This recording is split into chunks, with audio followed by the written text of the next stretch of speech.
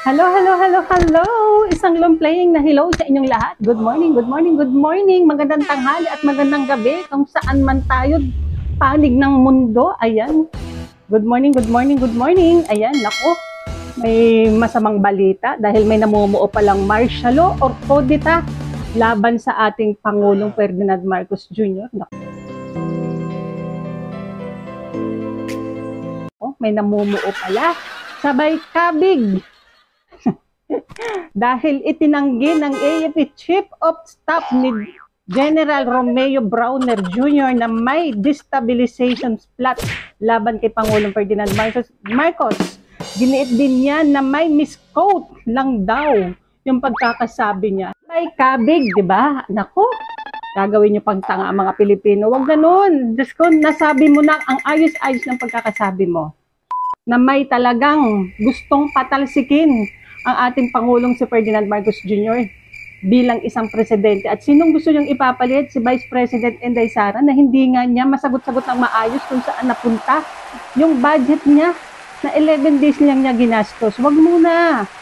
Pag-aralan mabuti muna ang mga trabaho dito sa Pilipinas. Nako, ang ayos-ayos na eh. Ayaw niyo ba? Mag-iingat ka na. Presidente Bongbong Marcos. Sabi ko nga sa inyo, pero ang dami talagang gustong oras, magugulat ka na lang. Patalsikin ang ating Pangulo. Ang iba dyan, kaalyado pa ng dating Pangulong Rodrigo Duterte. Naku, talagang may plano kayo nang dahil lang dyan sa confidential funds na yan. Nagkakaganyan ang Pilipinas. Bakit ba hindi mo na magseryoso sa trabaho? Naku, panoorin nyo to. Marami po tayong naririnig ngayon masasabi natin mga destabilization efforts. May mga nagsasabi na dapat palitan ang ating Pangulo dahil sa maraming rason. May mga nagsasabi na dapat ay magkaroon ulit ng kudeta. And sadly, some of them were former officers of the Armed Forces of the Philippines. At nakausap ko yung iba sa kanila. Sabi ko sa kanila, sir, you have the right to do that because we are in a democracy.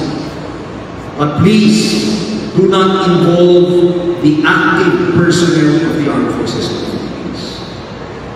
Kaya panawagan ko sa ating mga kasundaluhan, officers and enlisted personnel, huwag tayong sumama sa mga ganitong mga movements. Maraming nag-encourage, hinihikayat ng individual members natin. Once we find out that any one of our active personnel are involved in this, we will act swiftly but judiciously. Okay? So huwag na. Huwag na tayo mag-isip.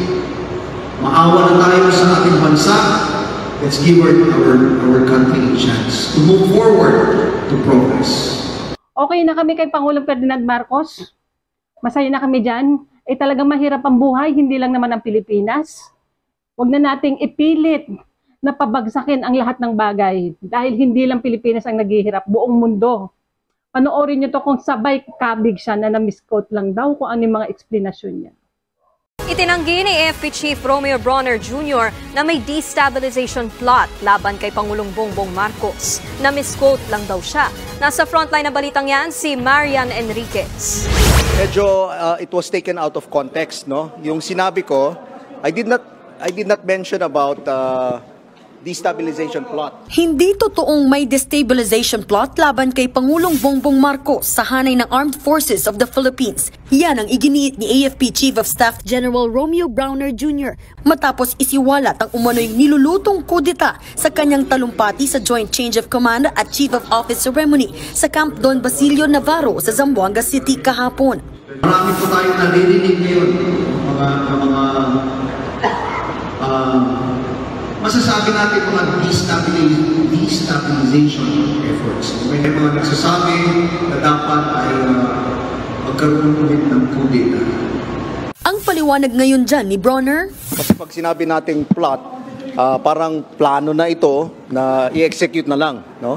So, ang sinabi ko during my statement, was that may mga naririnig tayo na mga ugong-ugong ng mga destabilization efforts, no? Yun yung specific word na ginamit ko. So I did not use the word plot. Simpleng panghihikayat lang aniya sa mga sundalo na huwag sumama sa mga pagkilos ang kanyang sinabi sa naturang talumpati. Some of them were former officers of the armed forces of the Philippines. At nakausap ko yung iba sa kanila. Sabi ko sa kanila, sir, you have the right to do that because we are in a democracy. But please, do not involve the active personnel of the armed forces of the Philippines. Awa na tayo sa ating bansa. Let's give our country a chance to move forward to progress. Inulit din ni Bronner ang pahayag na yan ngayong araw. Sabi pa niya, noong September 21 pa umugong ang panghihikayat daw sa mga sundalo na sumama sa mga pagkilos kasabay ng martial law anniversary. Nauna nang sinabi ng ilan pang opisyal ng AFP na misquoted si Bronner. Bagay na sinigundahan ni National Security Advisor Eduardo Año. Wala rin aniyang destabilization movement sa gobyerno at nananatili raw na tapat ang AFP at buong security sector sa kanilang Commander-in-Chief na si Pangulong Bongbong Marcos. Pero aminado si Año na may healthy debates ang ilang retiradong sundalo hinggil sa ilang polisiya ng administrasyon. Tiniyak naman ni PNP Chief Benjamin Acorda Jr. na suportado rin ng kanilang hanay ang administrasyong Marcos. Well, on the part of the PNP, we are doing our monitoring also. But as regards sa PNP side, we don't see any reason for going against the government. We are very much, lalo ang police, we follow the rule of law. Tikom naman ang bibig ng liderato ng Kamara sa umugong na destabilization plot. Nagsalita na yata si Chief of Staff, General Bronner, kaya doon na lang tayo, iiwan na natin sa salita na lang niya. Wala namang pahayag si Senate President Mig Zubiri.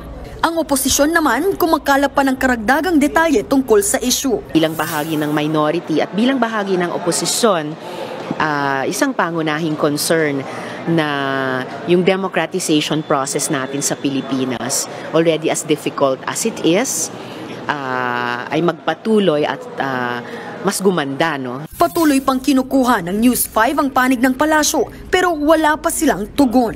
Paanong misquote yun? Ay yung sinabi mo, General Browner, ay naka-record, napanood na ng lahat, maayos ang pagkakasabi mo, may planong kudeta sa ating Pangulong Ferdinand Marcos Jr. Dahil yung si Maudigs, huwag na tayong lumayo kay Tatay Digong daw magbayad ng buwis.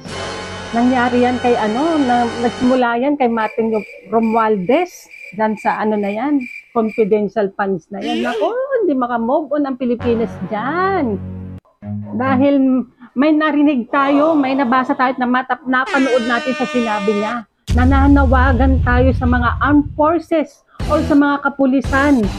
Tulungan natin, magtulungan tayo. Anong ibig sabihin yan? Talagang nag-aaklas kayo. Pwede kayo na lang. Mahal ko kayo, Tatay Digong. Sinuportahan ko kayo nung panahon nyo. Pero ngayon, nagkakaedad na kayo. Siyempre, huwag na tayo manggulo. Dito na tayo sa bago. Dahil kung ako naman kay PBBM, kakausapin ko yan si General Browner. Kakausapin ko yan kung ano bang nangyayari, anong totoo. Anong mga plano ng Armed Forces of the Philippines dito sa ating Pangulo, sa akin, kung paano nyo ako patalsikin, ano mang mangyayari sa Pilipinas, anong mangyayari sa bansang ito. Ay, naku po. Klaruhin nyo po yan, Mr. President, dyan kay Mr. Browner. Ayan, dahil yung mga pro-China dyan, yung mga atat na atat dyan, maging 2028, hindi naman kayo mananalo. Kung ano mga plano nyo sa presidente ngayon. Baka kung ano pang masabi ko. Maraming salamat po sa inyong lahat. Sa mga hindi pa po nakaka-subscribe, please like and comment. Syempre, subscribe na rin po. Maraming salamat po sa inyong lahat. God bless po. Mag-iingat po tayong lahat, mga kababayan.